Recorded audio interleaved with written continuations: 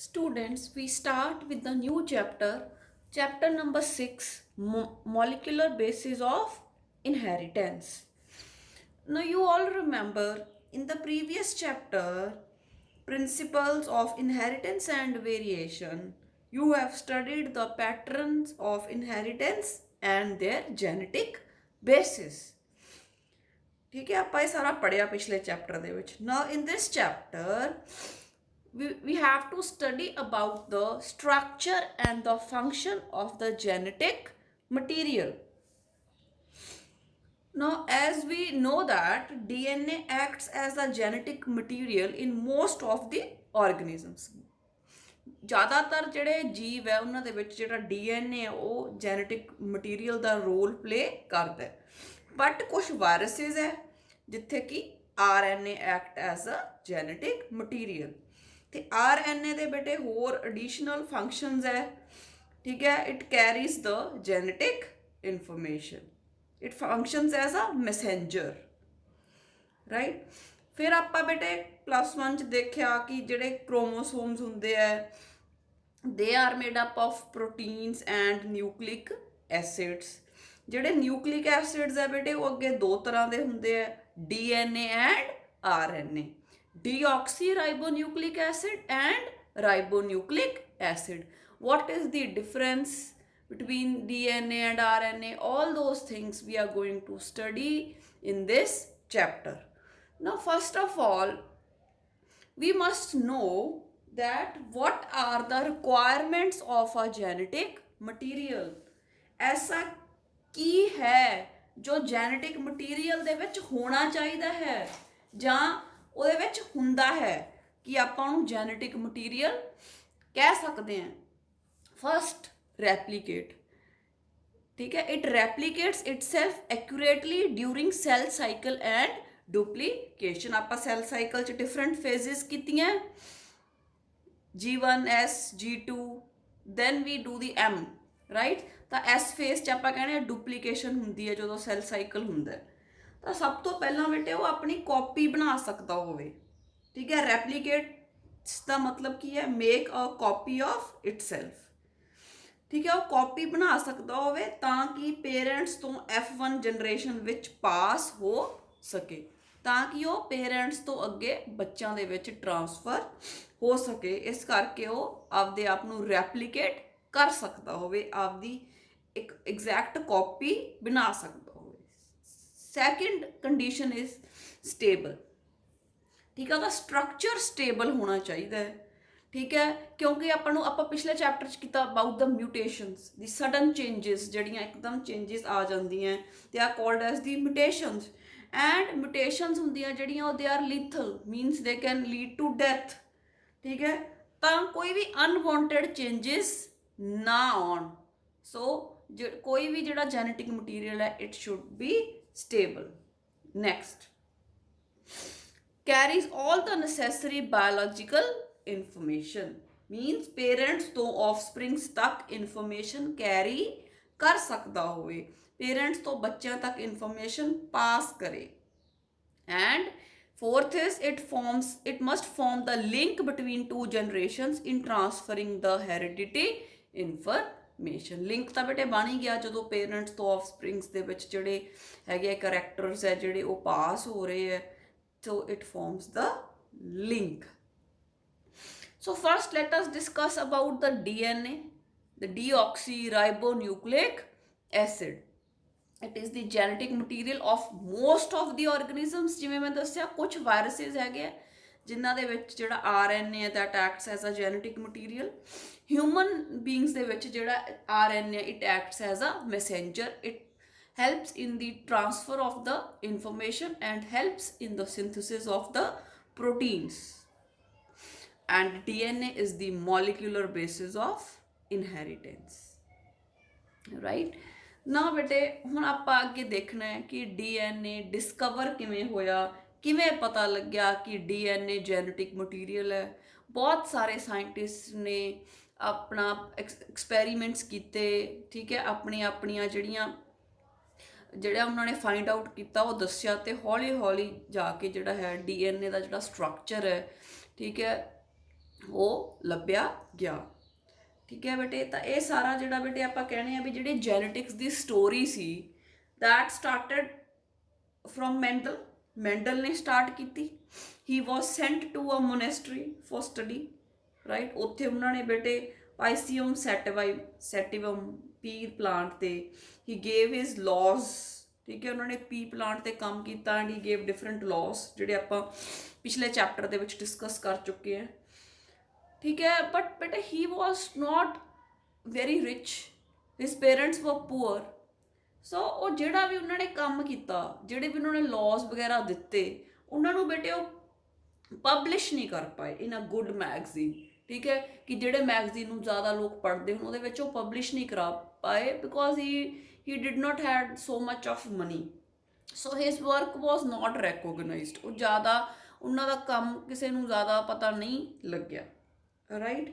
ਫਿਰ ਬੇਟੇ ਉਸ ਤੋਂ ਬਾਅਦ in 1900 3 scientist Hugo de Vries, Carl Correns, Erich von, these are the 3 scientists those worked on the Mendel. ਜਿਵੇਂ ਜਿਵੇਂ ਬੇਟੇ ਮੈਂਡਲ ਨੇ ਆਪਦੇ ਆਰਟੀਕਲਸ ਲਿਖਿਆ ਸੀ, ਮੈਂਡਲ ਨੇ ਸਾਰਾ ਬਹੁਤ ਹੀ ਸੁਲਝੇ ਹੋਏ ਢੰਗ ਨਾਲ ਸਾਰਾ ਆਪਣੇ ਜਿਹੜੇ ਐਕਸਪੈਰੀਮੈਂਟਸ ਕੀਤੇ ਸੀ ਪੀ ਪਲਾਂਟ ਦੇ ਉੱਪਰ, ਉਹ ਸਾਰੇ ਉਹਨਾਂ ਨੇ ਲਿਖੇ ਹੋਏ ਸੀ। ਤਾਂ ਜਿਹੜੇ 3 ਸਾਇੰਟਿਸਟ ਸੀ Hugh Gough de Vries, Carl Correns, Erich won, ਇਹਨਾਂ ਨੇ ਬੇਟੇ ਉਹਨਾਂ ਦੇ ਆਰਟੀਕਲ ਪੜ੍ਹਦੇ ਗਏ ਤੇ ਉੱਦਾਂ ਇਹ ਕਰਦੇ ਗਏ। ਠੀਕ ਹੈ, and they got the same results as Mendel had written. So they proved his work. ਤਾਂ ਇਹਨਾਂ ਤਿੰਨਾਂ ਨੇ ਬੇਟੇ ਕਿਹਾ ਕਿ ਜੋ ਮੈਂਡਲ ਨੇ ਜਿਹੜੇ ਲॉज ਦਿੱਤੇ ਹੈ ਉਹ ਬਿਲਕੁਲ ਸਹੀ ਹੈ। ਆਪਾਂ ਪਹਿਲਾਂ ਵੀ ਗੱਲ ਕੀਤੀ ਸੀ ਕਿ ਮੈਂਡਲ ਦੀ ਜਿਹੜੀ ਗੱਲ ਹੈ ਉਹ ਜ਼ਿਆਦਾ ਲੋਕਾਂ ਨੇ ਨਹੀਂ ਮੰਨੀ ਸੀ ਕਿਉਂਕਿ ਉਹਨਾਂ ਨੇ ਸਟੈਟਿਸਟਿਕਸ ਜਿਹੜੇ ਸੀਗੇ ਉਹ ਬਾਇਓਲੋਜੀ ਦੇ ਵਿੱਚ ਅਪਲਾਈ ਕੀਤੇ। ਸੋ these 3 ਸਾਇੰਟਿਸਟ ਦੇ ਪ੍ਰੂਵਡ ਹਿਜ਼ ਵਰਕ, ਇਹਨਾਂ ਨੇ ਪ੍ਰੂਵ ਕਰਤਾ। ਉਸ ਤੋਂ ਬਾਅਦ ਬੇਟੇ ਹੋਰ ਸਾਇੰਟਿਸਟ ਆਏ ਜਿਨ੍ਹਾਂ ਨੇ ਕੰਮ ਕੀਤਾ ਜਿਵੇਂ ਮੈਂਡਲ ਨੇ ਕੀਤਾ, ਤਾਂ ਉਹਨਾਂ ਦੇ ਰਿਜ਼ਲਟਸ ਮੈਂਡਲ ਵਾਲੇ ਆਏ। But there was one scientist T.H. Morgan, we have already studied about him। ਤਾਂ ਉਹਨਾਂ ਦੇ ਜਿਹੜੇ ਬੇਟੇ ਰਿਜ਼ਲਟ ਸੀ ਉਹ ਅਲੱਗ ਆਏ। he discovered linkage, ਠੀਕ ਹੈ, and he gave the chromosomal theory of linkage. ਫਿਰ ਉਹਨਾਂ ਨੇ ਦੱਸਿਆ ਕਿ ਇੰਡੀਪੈਂਡੈਂਟਲੀ ਅਸੌਰਟ ਜਿਹੜੇ ਹੈਗੇ ਉਹ ਜੀਨਸ ਨਹੀਂ ਹੋ ਸਕਦੇ if they are closely linked, right. ਉਸ ਤੋਂ ਬਾਅਦ ਬੇਟੇ ਮੈਂਡਲ ਨੇ ਕਿਹਾ ਕਿ ਫੈਕਟਰਸ ਹੈ ਜਿਹੜੇ ਅੱਗੇ ਇਨਫੋਰਮੇਸ਼ਨ ਕੈਰੀ ਕਰਦੇ ਹੈ, ਪਾਸ ਕਰਦੇ ਹੈ ਪੇਰੈਂਟਸ ਟੂ ਆਫਸਪ੍ਰਿੰਗਸ। ਜੌਹਨਸਨ ਨੇ ਬੇਟੇ ਕਹਿਤਾ ਕਿ ਇਹ ਜੀਨਸ ਹੈ। ਫਿਰ ਆਏ ਸੁਟੋਨ ਐਂਡ ਬੋਵਰੀ, ਉਹਨਾਂ ਨੇ ਦੱਸਿਆ ਕਿ ਕ੍ਰੋਮੋਸੋਮਸ ਦੇ ਉੱਪਰ ਪਏ ਹੁੰਦੇ ਆ ਜੀਨਸ, ਬਿਹੇਵੀਅਰ ਸੇਮ ਹੈ ਕ੍ਰੋਮੋਸੋਮਸ ਦਾ ਤੇ ਜੀਨਸ ਦਾ, ਰਾਈਟ। ਉਸ ਤੋਂ ਬਾਅਦ ਬੇਟੇ ਕੁਐਸਚਨ ਆਉਂਦਾ ਵਾਟ ਆਰ ਦ ਜੀਨਸ, ਕਿ ਜੀਨਸ ਕੀ ਚੀਜ਼ ਹੈ। ਜੀਨਸ ਨੂੰ ਬੇਟੇ ਜਾਣਨਾ ਸ਼ੁਰੂ ਕੀਤਾ ਤਾਂ ਸਭ ਤੋਂ ਪਹਿਲਾਂ ਜਿਹੜੇ ਸਾਇੰਟਿਸਟ ਆਏ ਉਹਨਾਂ ਦਾ ਨਾਮ ਹੈ ਫਰੈਡਰਿਕ ਮਿਸਚਰ। ਤਾਂ ਬੇਟੇ ਫਰੈਡਰਿਕ ਮਿਸਚਰ ਨਾਮ ਦੇ ਸਾਇੰਟਿਸਟ ਆਏ। ਉਹ ਪੇਸ਼ੇ ਵਜੋਂ ਇੱਕ ਡਾਕਟਰ ਸਨ, ਠੀਕ ਹੈ ਬੇਟੇ। ਉਹਨਾਂ ਕੋਲ ਜੋ ਵੀ ਕੋਈ ਪੇਸ਼ੈਂਟ ਆਉਂਦਾ ਸੀ ਨਾ ਉਸਦਾ ਪਸ ਸੈੱਲ ਰੱਖ ਲੈਂਦੇ, ਠੀਕ ਹੈ। ਪਸ ਸੈੱਲ ਨੂੰ ਉਹ ਘਰੇ ਲਿਜਾ ਕੇ ਮਾਈਕਰੋਸਕੋਪ ਦੇ ਅੰਡਰ ਰੱਖ ਕੇ ਸਟੱਡੀ ਕਰਦੇ, ਠੀਕ ਹੈ। ਉਹਨਾਂ ਨੂੰ ਜਦੋਂ ਉਹਨਾਂ ਨੇ ਬਹੁਤ ਸਾਰੇ ਸੈੱਲਸ ਦੇਖੇ ਮਾਈਕਰੋਸਕੋਪ ਦੇ ਅੰਦਰ ਮਤਲਬ ਰੱਖ ਕੇ ਓਬਜ਼ਰਵ ਕੀਤੇ, ਤਾਂ ਬੇਟੇ ਉਹਨਾਂ ਨੂੰ ਪਤਾ ਲੱਗਿਆ ਕਿ ਜਿਹੜਾ ਸੈੱਲ ਹੈ ਉਹਦੇ ਸੈਂਟਰ ਦੇ ਵਿੱਚ ਇੱਕ ਐਸਿਡਿਕ ਮਟੀਰੀਅਲ ਪਿਆ, ਸੈੱਲ ਦੇ ਸੈਂਟਰ ਦੇ ਵਿੱਚ। ਹੁਣ ਆਪਾਂ ਨੂੰ ਪਤਾ ਹੈ, ਅੱਜ ਆਪਾਂ ਨੂੰ ਪਤਾ ਹੈ ਕਿ ਸੈੱਲ ਦੇ ਅੰਦਰ ਇੱਕ ਨਿਊਕਲੀਅਸ ਪਿਆ ਹੁੰਦਾ ਤੇ ਨਿਊਕਲੀਅਸ ਦੇ ਵਿੱਚ DNA ਪਿਆ ਹੁੰਦਾ, ਡੀਆਕਸੀ ਰਾਈਬੋ ਨਿਊਕਲਿਕ ਐਸਿਡ। ਐਸਿਡ ਹੀ ਹੈ, DNA ਕੀ ਹੈ, ਐਸਿਡ ਹੈ। ਤਾਂ ਉਹਨਾਂ ਨੂੰ ਉਸ ਟਾਈਮ ਇੰਨਾ ਨਹੀਂ ਸੀ ਨਾ ਪਤਾ, ਉਹਨਾਂ ਨੇ ਸਿਰਫ ਇਹ ਦੇਖਿਆ ਕਿ ਜਿਹੜਾ ਸੈੱਲ ਹੈ, ਕੋਈ ਵੀ ਸੈੱਲ ਜਦੋਂ ਮੈਂ ਸਟੱਡੀ ਕਰਦਾ ਉਹਦੇ ਜਿਹੜਾ ਅੰਦਰ ਸੈਂਟਰ ਦੇ ਵਿੱਚ ਇੱਕ ਐਸਿਡਿਕ ਮਟੀਰੀਅਲ ਪਿਆ। ਉਹਨਾਂ ਨੂੰ ਇਹ ਨਹੀਂ ਸੀ ਪਤਾ ਕੀ ਚੀਜ਼ ਹੈ, ਕਿਵੇਂ ਹੈ, ਬਸ ਸਿਰਫ ਉਹਨਾਂ ਨੇ ਇਹ ਕਹਿਤਾ ਕਿ ਇੱਕ ਐਸਿਡਿਕ ਮਟੀਰੀਅਲ ਪਿਆ। ਤੇ ਉਹਨਾਂ ਨੇ ਉਹਦਾ ਨਾਮ ਦਿੱਤਾ ਨਿਊਕਲਿਨ। ਠੀਕ ਹੈ, ਇਸ ਐਸਿਡਿਕ ਮਟੀਰੀਅਲ ਨੂੰ ਉਹਨਾਂ ਨੇ ਨਾਮ ਦਿੱਤਾ ਨਿਊਕਲਿਨ। ਕੀ ਇਹ ਪ੍ਰੋਟੀਨ ਹੈ, ਡੀਐਨਏ ਹੈ, ਆਰਐਨਏ ਹੈ? ਇਹਦੇ ਬਾਰੇ ਉਹ ਕਹਿੰਦੇ ਮੈਨੂੰ ਕੁਛ ਨਹੀਂ ਪਤਾ, ਆਈ ਡੋਂਟ ਨੋ ਐਨੀਥਿੰਗ। ਠੀਕ ਹੈ, ਪਰ 1869 ਦੇ ਵਿੱਚ ਉਹਨਾਂ ਨੇ ਕਿਹਾ ਕਿ ਇਹ ਨਿਊਕਲਿਨ ਹੈ। ਤੇ ਪਸ ਸੈੱਲ ਜਿਹੜਾ ਹੈ, WBC ਹੈਗੇ ਜਿਹੜੇ, ਉਹਨਾਂ ਨੇ ਸਟੱਡੀ ਕਰਕੇ ਨਿਊਕਲਿਨ ਜਿਹੜਾ ਹੈ ਉਹ ਆਪਾਂ ਨੂੰ ਦੱਸਿਆ।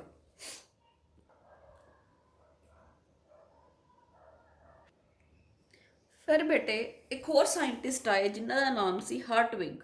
ਇਨ 1984 he proposed that nuclein was responsible for the transmission of hereditary traits। ਤਾਂ ਹਰਟਵਿਗ ਨੇ ਬੇਟੇ ਦੱਸਿਆ ਕਿ ਜਿਹੜੀ ਮਤਲਬ ਇੱਕ ਪੇਰੈਂਟਸ ਤੋਂ ਆਫਸਪ੍ਰਿੰਗ ਦੇ ਵਿੱਚ ਜਿਹੜੇ ਟਰਾਂਸਮਿਸ਼ਨ ਹੁੰਦੀ ਹੈ ਟ੍ਰੇਟਸ ਦੀ, ਠੀਕ ਹੈ, ਉਹ ਕੌਣ ਕਰਾਉਂਦਾ? ਨਿਊਕਲਿਨ ਹੈ ਕੀ ਚੀਜ਼, ਇਹਦੇ ਬਾਰੇ ਹਜੇ ਨਹੀਂ ਪਤਾ ਸੀ। ਫਿਰ ਬੇਟੇ ਆਲਟਮੈਨ ਆਏ, ਉਹ ਇੱਕ ਜਿਹੜਾ ਫੈਡਰਿਕ ਮਿਸਚਰ ਕੀਤੇ ਆਪਾਂ ਡਾਕਟਰ, ਉਹਨਾਂ ਦਾ ਸਟੂਡੈਂਟ ਸੀ ਆਲਟਮੈਨ। ਇਨ 1889 ਉਹਨੇ ਬੇਟੇ ਨਿਊਕਲੀਨ ਨੂੰ ਕਹਿਤਾ nucleic acid because of its acidic properties. ਤੇ ਉਹਨਾਂ ਨੇ ਡਿਸਕਵਰ ਕੀਤਾ ਕਿ ਦੋ ਤਰ੍ਹਾਂ ਦੇ ਨਿਊਕਲਿਕ ਐਸਿਡਸ ਹੁੰਦੇ ਆ, ਜਿਵੇਂ RNA ਐਂਡ DNA। ਉਸ ਤੋਂ ਬਾਅਦ ਬੇਟੇ ਸੁਟੋਨ ਐਂਡ ਬੋਵਰੀ, ਉਹਨਾਂ ਨੇ 1902 ਦੇ ਵਿੱਚ ਕਿਹਾ genetic information is passed from generation to generation by the chromosomes. ਇਹ ਆਪਾਂ ਪਿਛਲੇ ਚੈਪਟਰ ਦੇ ਵਿੱਚ ਸਟੱਡੀ ਕਰ ਚੁੱਕੇ ਹਾਂ। ਉਸ ਤੋਂ ਬਾਅਦ ਬੇਟੇ ਇੱਕ ਹੋਰ ਸਾਇੰਟਿਸਟ ਆਏ ਜਿਨ੍ਹਾਂ ਦਾ ਨਾਮ ਹੈ ਫੈਡਰਿਕ ਗ੍ਰਿਫਥ, 1928, ਵੈਰੀ ਇੰਪੋਰਟੈਂਟ। ਠੀਕ ਹੈ, ਇਹਨਾਂ ਦਾ ਪੂਰਾ ਡਿਟੇਲਡ ਐਕਸਪੈਰੀਮੈਂਟ ਆਪਾਂ ਕਰਨਾ ਹੈ। ਠੀਕ ਹੈ, ਉਹਨੂੰ ਕਹਿੰਦੇ ਆ transforming principle. He worked on a bacteria, ਇੱਕ ਬੈਕਟੀਰੀਆ ਤੇ ਕੰਮ ਕੀਤਾ ਜਿਹਦਾ ਨਾਮ ਹੈ ਸਟ੍ਰੈਪਟੋਕੋਕਸ ਨਿਊਮੋਨਾਈ। ਠੀਕ ਹੈ ਬੇਟੇ, ਇਹ ਐਕਸਪੈਰੀਮੈਂਟ ਆਪਾਂ ਡਿਟੇਲ ਦੇ ਵਿੱਚ ਅੱਗੇ ਜਾ ਕੇ ਸਟੱਡੀ ਕਰਨਾ ਹੈ। ਠੀਕ ਹੈ, 1928 ਤੋਂ ਬਾਅਦ ਬੇਟੇ 1950 ਦੇ ਵਿੱਚ ਆਏ ਐਰਵਿਨ ਚਾਰਗਫ। ਇਹਨਾਂ ਨੇ ਬੇਟੇ ਰੂਲ ਆਫ ਬੇਸ ਪੇਅਰਿੰਗ ਦਿੱਤਾ। ਠੀਕ ਹੈ, ਕਿ ਜਿਹੜੇ ਬੇਸਿਸ ਹੈ ਪਿਊਰੀਨਸ ਪਿਰੀਮਿਡੀਨਸ ਵਗੈਰਾ ਹੈਗੇ ਉਹ ਕਿਸ ਤਰ੍ਹਾਂ ਕੰਬਾਈਨ ਕਰਦੇ ਆ। We are going to study his rule in details in the coming videos. ਉਸ ਤੋਂ ਬਾਅਦ ਆਏ ਬੇਟੇ Rosalind Franklin and Maurice Wilkins. ਇਹ ਜਿਹੜੇ ਦੋ ਸਾਇੰਟਿਸਟ ਸੀ ਬੇਟੇ, ਇਹਨਾਂ ਨੇ ਬਹੁਤ ਹੀ ਜਿਹੜਾ ਸੀਗਾ ਸ਼ਾਨਦਾਰ ਕੰਮ ਕੀਤਾ DNA ਦੇ ਸਟਰਕਚਰ ਨੂੰ ਸਟੱਡੀ ਕਰਨ ਦੇ ਲਈ। ਇਹਨਾਂ ਨੇ ਟੈਸਟ ਟਿਊਬ ਦੇ ਵਿੱਚ ਇੱਕ DNA ਨੂੰ ਪਾਇਆ, ਉਹਦੇ ਵਿੱਚੋਂ ਦੀ ਐਕਸਰੇਜ਼ ਪਾਈਆਂ ਅਤੇ ਫੋਟੋਗ੍ਰਾਫਿਕ ਫਿਲਮ ਉੱਪਰ DNA ਦਾ ਸਟਰਕਚਰ ਬਣਾ ਲਿਆ। ਠੀਕ ਹੈ, ਤਾਂ ਉਹਨਾਂ ਨੂੰ DNA ਦਾ ਹੈਲੀਕਲ ਸਟਰਕਚਰ ਨਜ਼ਰ ਆਇਆ। ਜਿਵੇਂ ਆਪਾਂ ਕਹਿੰਦੇ ਆ ਵੀ ਇੱਕ ਚੇਨ ਦੇ ਉੱਪਰੋਂ ਦੀ ਦੂਸਰੀ ਚੇਨ। ਠੀਕ ਹੈ, ਤਾਂ ਉਹਨਾਂ ਨੂੰ ਹੈਲੀਕਲ ਸਟਰਕਚਰ ਨਜ਼ਰ ਆਇਆ। ਤਾਂ ਬੇਟੇ ਇਹਨਾਂ ਦੇ ਐਕਸਪੈਰੀਮੈਂਟ ਨੂੰ ਐਕਸਰੇ ਕ੍ਰਿਸਟੈਲੋਗ੍ਰਾਫੀ ਕਿਹਾ ਜਾਂਦਾ ਹੈ। This is a technique to determine the 3-dimensional structure of large molecules। ਤਾਂ ਉਹਨਾਂ ਨੇ DNA ਦਾ ਸਟਰਕਚਰ ਦੇਤਾ ਕਿ 2 strands ਹੈ, they are running parallel in a helical manner। ਠੀਕ ਹੈ, ਇਸ ਤੋਂ ਬਾਅਦ ਬੇਟੇ ਫਿਰ ਅੱਗੇ ਜਿਹੜਾ ਸੀਗਾ DNA ਦਾ ਸਟਰਕਚਰ ਦੇਤਾ ਵਾਟਸਨ ਐਂਡ ਰਿਕ ਨੇ। ਤਾਂ ਹੁਣ ਆਪਾਂ ਅਗਲੀ ਵੀਡੀਓ ਦੇ ਵਿੱਚ DNA ਦਾ ਸਟਰਕਚਰ, RNA ਦਾ ਸਟਰਕਚਰ ਸਟੱਡੀ ਕਰਾਂਗੇ। ਉਸ ਤੋਂ ਬਾਅਦ ਜਿਹੜਾ ਹੈ Watson and rick the model.